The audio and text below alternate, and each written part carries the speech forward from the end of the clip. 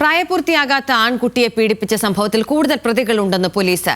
2 വർഷത്തിനിടെ നിരവധി പേർ ആൺകുട്ടിയെ പീഡിപ്പിച്ചിട്ടുണ്ടെന്നും ഏജന്റ് മുഖേനയാണ് പീഡനം നടന്നതെന്നുമാണ് പോലീസിന്റെ കണ്ടെത്തൽ.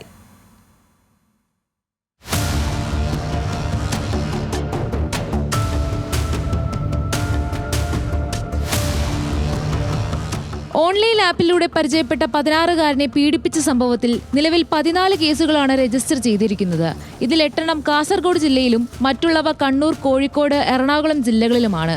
ആകെയുള്ള 16 പ്രതികളിൽ 9 പേരെ പിടികൂടി റിമാൻഡ് ചെയ്തു.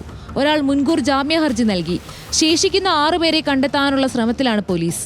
പയ്യന്നൂർ, കോഴിക്കോട് കസബ, കൊച്ചി എളമക്കര സ്റ്റേഷൻ പരിധികളിൽ വരുന്ന കേസുകളിലെ പ്രതികളെയാണ് ഇനി കണ്ടെത്തേണ്ടത്.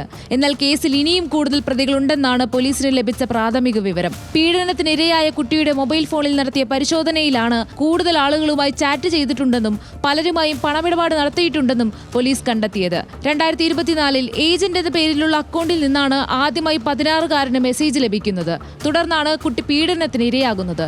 പിന്നീട് ഇയാളുടെ സഹായത്തോടെയാണ് മറ്റുള്ളവർ ആൺകുട്ടിയിലേക്ക് എത്തിയത്. ഇയാൾക്ക് ഇതിന് കമ്മീഷൻ ലഭിച്ചതായും വിവരമുണ്ട്. മൊബൈൽ ഫോൺ വിശദമായി പരിശോധിച്ചാൽ മാത്രമേ ആരൊക്കെ പീഡിപ്പിച്ചിട്ടുണ്ടെന്ന കാര്യത്തിൽ വ്യക്തത വരൂ. കുട്ടി കൃത്യമായി കാര്യങ്ങൾ പറയാത്തത് അന്വേഷണത്തിന് തടസ്സമാകുന്നുണ്ട്. ആദ്യ ദിവസം ചൈൽഡ് ലൈന് നൽകിയ മൊഴിയുടെ അടിസ്ഥാനത്തിൽ മാത്രമാണ് ഇപ്പോൾ അന്വേഷണം നടക്കുന്നത്. ചൈൽഡ് ലൈന്റെ സഹായത്തോടെ ഒരിക്കൽ കൂടി കുട്ടിയുടെ മൊഴിയെടുക്കുന്ന കാര്യം പോലീസ് പരിശോധിക്കുന്നുണ്ട്. ഇതിനുശേഷമാകും കൂടുതൽ FIR രജിസ്റ്റർ ചെയ്യുന്ന കാര്യത്തിൽ തീരുമാനമെടുക്കുക. ന്യൂസ് മലയാളം, കാസർഗോഡ്.